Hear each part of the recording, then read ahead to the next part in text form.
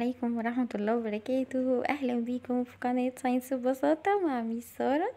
النهاردة إن شاء الله بإذن الله هنتكلم مع جريد 4 أبطال سنة رابعة. عاملين ايه؟ يا رب تكونوا بخير. سمعتوا الفيديوز اللي فاتت ولا لأ؟ لو ما سمعتهاش روح بسرعة اسمعها قبل ما تسمع الفيديو ده، لأن طبعا كل الدروس متراكمة على بعضها. ذاكر دروسك أول بأول، اسمع الفيديو مرة واتنين وتلاتة. لو ما فهمتش أي حاجة اكتب لي في الكومنتس، بفرح جدا بالكومنتس بتاعتكم وبرد عليها باهتمام. طيب احنا دلوقتي خدنا lesson 2، خدنا منه part 1، وقلت لكم lesson 2 عشان فيه حاجات مش كتير بس تفاصيل يعني، فانا قسمته لكم على 3 اجزاء، فتمنى ان انتوا تذاكروه بنفس التقسيمه اللي انا مقسمها لكم دي. كل جزء ذاكروه كويس جدا. ما فهمتوش اي حاجه زي ما قلت لكم ابعتولي على طول. طيب احنا دلوقتي بقى هناخد part 2. part 2 احنا بنكمل الاكزامبلز على الادابتيشن. احنا اتفقنا ان كان في نوعين من الادابتيشن، في حاجه اسمها structural adaptation اللي هو التكيف التركيبي، وفي حاجه اسمها behavioral adaptation اللي هو التكيف السلوكي. وعرفنا الفرق ما بينهم، ان structural adaptation هو تغيير بيحصل في جسم الكائن الحي ولكن مش هو اللي بيعمله، يعني حاجة ربنا سبحانه وتعالى هو اللي بيخلقه بيها. والbehavioral adaptation يعني حاجة الكائن هو اللي بيعملها. طيب اخدنا 2 examples الفوكسز، هنكمل بقى الاكزامبلز بتاعتنا. تالت اكزامبل عندنا اللي هو البول شارك. ايه البول شارك ده؟ البول شارك دوت اللي هو قرش الثور. من اسمه كده تفتكروه هو قوي ولا ضعيف ولا الدنيا ايه بالظبط؟ لا، هو قوي جدا، قوي جدا، وهنعرف مع بعض النقط بتاعه قوته فين. القرش ده الهابيتيت بتاعته بيعيش فين؟ هو كل الشاركس معروف ان هي بتعيش في السالت ووتر، بس النوع دوت من الشاركس بيعيش في السولت وفي الفريش ووتر، يعني بيعيش في المياه المالحة وفي المياه العذبة، بيعرف يعيش في الاتنين وبيصطاد في الاتنين. يعني عادي ممكن يكون في ريفر في شارك، ولو لقيت ريفر في شارك فاعرف ان هو البول شارك. طيب يبقى هو بيعيش فين؟ في السالت ووتر وفي الفريش ووتر. بصوا زي ما انتوا شايفين كده، هو ما شاء الله عليه كبير جدا، بيصطاد في اي وقت في اي مكان، صبح ليل، الدنيا نهار، الدنيا اي وقت، يعني مش مخلي ورا حاجة. طيب تعالوا نتكلم عنه الادابتيشن بتاعته. ما هو عشان يعرف او يكون هو الشارك اللي بيعيش في الفريش ووتر اكيد ليه مميزات معينة. تعالوا نعرف بقى مع بعض المميزات بتاعته دي ايه. اول حاجة عندنا الاستراكشر ادابتيشن، هو بيستخدم نوع كده من الكاموفلاج اسمه كاونتر شيدنج. يعني ايه كاونتر شيدنج؟ انتوا لو بصيتوا عليه كده هتلاقيه من فوق بيبقى غامق، بيكون دارك، ومن تحت بيكون لايت، وبيكون لونه ابيض من تحت. طب ليه؟ قالك عشان يعمل سنيك اب. يعني ايه سنيك اب؟ يعني يراوغ البريز بتاعته. يعني ايه؟ يعني لو في مثلا سمكة جاية من فوقيه، هو لونه غامق من فوق، فالسمكة كده كده وهي باصة تحت شايفة الدنيا كلها غامقة، وهو كمان غامق، فهي السمكة مش هتاخد بالها منه فهياكلها من غير ما هي تاخد بالها. طيب لو في سمكة بقى جاية من تحت، السمك او اي كائن تحت المية يجي يبص لفوق يشوف نور. طب هو من لما تيجي تبص لفوق وهو فوقيك هيكون لون البلي بتاعته، البلي اللي هو بطنه يعني، لونها ابيض، فانت مش هتاخد بالك منه لان اللون الابيض نفس لون الضوء. تمام؟ فالظاهرة دي اسمها ايه؟ اسمها كاونتر شيدنج، اللي هو من فوق بيبقى غامق فاللي جاي من فوق مش بيشوفه، ومن تحت بيبقى فاتح فاللي جاي من تحت مش بيشوفه، فكده بيعمل سنيك اب. يعني سنيك اب يعني بيراوغ البريز بتاعته او بيستخبى منهم يعني. تمام؟ طيب يبقى اول حاجة، طب هل هو اللي عمل في نفسه كده ولا ربنا اللي خلقه كده؟ لا، ربنا خلقه كده. يبقى دي اسمها structural adaptation، حاجة في جسمه، حاجة في تركيبه. يبقى it use camouflage strategy، هو بيستخدم الكاموفليج دي، بس ظاهرة معينة من الكاموفليج اسمها ايه؟ اسمها counter shading. يعني ايه برضو يعني بيكون عنده دارك باك، يعني الظهر بتاعه بيكون دارك، بيكون غامق، وبيكون عنده وايت بيلي يعني بطنه بتكون فاتحة. طيب تاني حاجة structure adaptation مش هو اللي عملها، ان هو عنده sharp teeth. يعني ايه؟ يعني اسنانه شارب، اسنانه قوية حادة جدا. ليه؟ هو بياكل اي كائنات حية بيشوفها، اسماك بقى، اي حاجة، فعشان يعرف يمضغها فأسنانه لازم تكون شارب، لازم تكون قوية. يبقى هو عنده ايه؟ عنده شارب تيث، يعني عنده أسنان قوية، أسنان حادة. give reason دي كلمة اللي أنا بكتبها لكم دي معناها give reason. ده سؤال عندنا في المنهج. يعني ايه give reason؟ يعني ليه، قولي ليه. اوكي طيب يبقى ليه هو عنده شارب تيث يا ترى؟ يا ترى ليه؟ to smash its prey، يعني ايه؟ عشان يطحن البريز بتاعته. ما هو مش هتنزل في بطنه زي ما هي كده، لا ده بيطحنها، غير الويلز، غير الحيتان. تمام. طيب البيهيفير ادابتيشن بتاعته بقى هو نفسه بيعمل ايه؟ سلوكه ايه؟ تعالوا نشوف. اول حاجة it can hunt in salt and fresh water، يعني احنا اتفقنا ان هو عادي بيصطاد في الفريش وفي السولت ووتر، في المياه العذبة وفي المياه المالحة. طب هل هو دي حاجة في تركيبته ولا دي سلوك هو بيعمله؟ لا ده سلوك، يبقى behavior adaptation. طيب ايه كمان؟ it can hunt in the day and at night، يعني ايه؟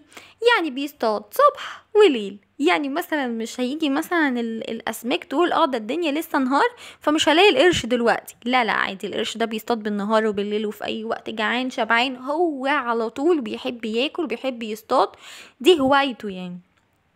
خلاص. طيب احنا كده خلصنا البال شارك. تعالوا بقى نتكلم عن حاجة تانية اسمها بانسر كاميلون. ايه البانسر كاميلون دي؟ البانسر كاميلون اللي هي حرباء النمر. شايفين شكلها عامل ازاي؟ عايزه اقول لكم ان انتم ممكن لما تشوفوها تخافوا، تحسوا ان لا دي كائن يعني مخيف او حاجه او سام، بس هي كائن ما عندوش اي وسيله دفاع عن نفسه خالص. هنعرف الكلام ده دلوقتي. طب احنا عايزين نعرف البانسر كاميلون دي الهابيتات بتاعتها ايه، بتعيش فين. اول حاجه عايزاكم تعرفوا ان هي type of lizards reptiles، يعني نوع من السحالي. خلاص، زواحف يعني سحلية، هي سحلية بس بتعيش في التروبيكال رين فورست. يبقى الهابيتات بتاعتها بتعيش فين؟ في التروبيكال رين فورست. طب يا ترى اللي عليها ده جلد؟ لا مش سكن، مش جلد. طب فيذرز؟ لا مش ريش برضو. طب فرو؟ لا مش فرو. امال ايه اللي مغطيها ده؟ دي حاجة اسمها سكيلز اللي هي القشور. لو حد عنده سلحفة ولا حاجة، تشوفوا بحطوا ايديكم كده على رجل السلحفة، هتلاقوا حاجة شبه الجلد كده بس تخينة قوي، سميكة قوي، مش شبه جلد الانسان. اهي بالظبط دي اللي موجودة عند الليزردز السحالي. طب لو بصيتوا عليها هتلاقوا الليزردز بتاعتها بتكون كالرفول، يعني ملونة، فيها الوان كتير. طيب تعالوا بقى نشوف الاستراكشر ادابتيشن بتاعتها والبيهيفير ادابتيشن بتاعتها. اول حاجه حبايبي it has brightly color scales، يعني السكيلز بتاعتها بتكون brightly يعني لامعه، colorful يعني ملونه. ليه؟ ما احنا اتفقنا ان هي بتعيش في الغابه، والغابه دي مليانه الوان شجر على الوان بقى، ورود على الوان. فطب هي لو تخيل لونها اصفر بس مثلا، ما هي هتبان جدا صح؟ فهي سبحان الله ربنا خلقها عندها السكيلز بتاعتها بتكون brightly colorful يعني لامعة وملونة. يبقى ليه؟ to blend in with colorful leaves، عشان تستخبى في الليفز وفي الفلاورز، ما تبانش للعدو بسهولة يعني.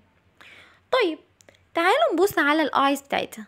لو انا وريتكم الايز بتاعتها هتلاقوا عينيها بتتحرك في اتجاهين مختلفين، كل اتجاه في اتجاه غير التاني. يعني ايه؟ يعني تلاقي مثلا عين بتبص على البري بتاعها، الاكل بتاعها، الحشرة اللي هي راح تصطادها، وعين تانية بتبص ناحية تانية خالص عشان بتدور لو في حاجة جاية تاكلها ولا حاجة تلحق تجري وتستخبى منها، لان هي بتخاف جدا.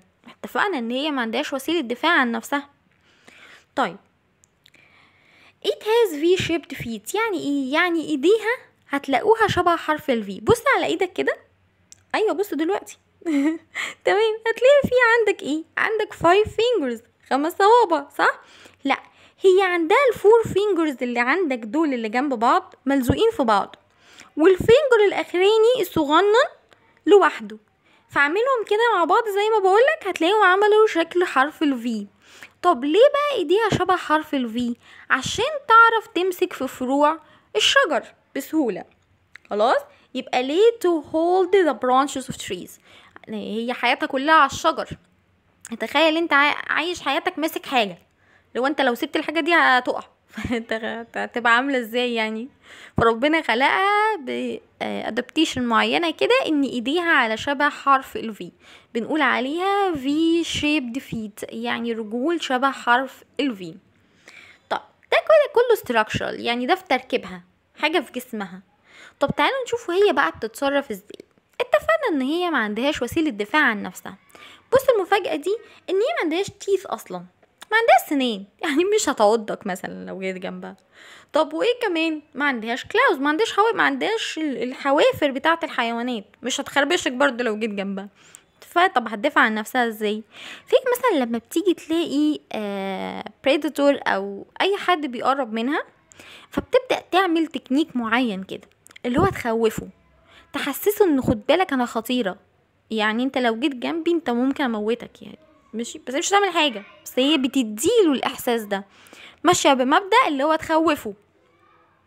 طب بتعمل ايه التكنيك بتاعها ده؟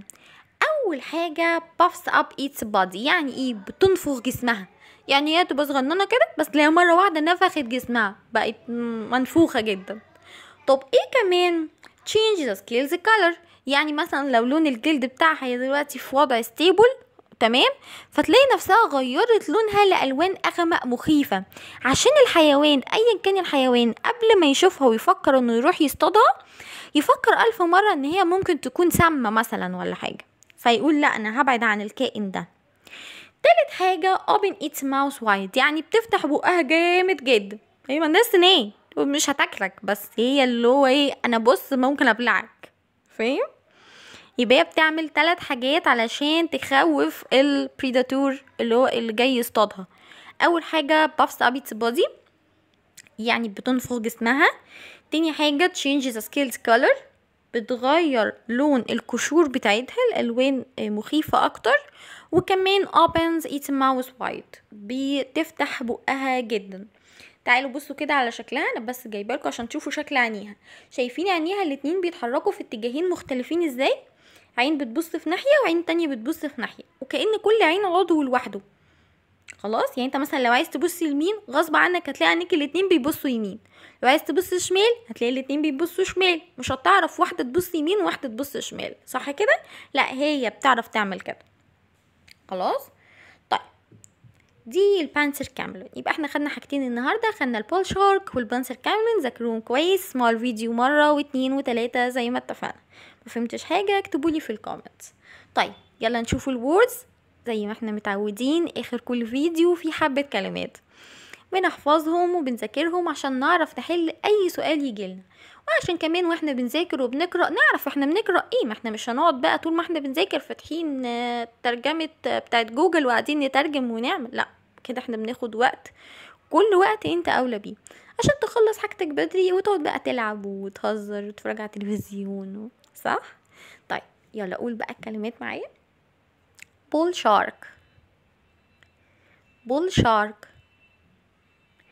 counter shading، counter shading، panther camelon، panther camelon، tropical rain forest، tropical rain forest، puffs up، puffs up، hold، hold، ما تنسوش لو عجبكم الشرح دوسوا لايك وشير وسبسكرايب، اكتبوا لي اي كومنت مش عارف عن اي حاجه مش عارفينها، فعلوا الجرس عشان تجيلكوا الفيديوهات اول باول فتذاكروا دروسكم اول باول. مع السلامه، باي باي.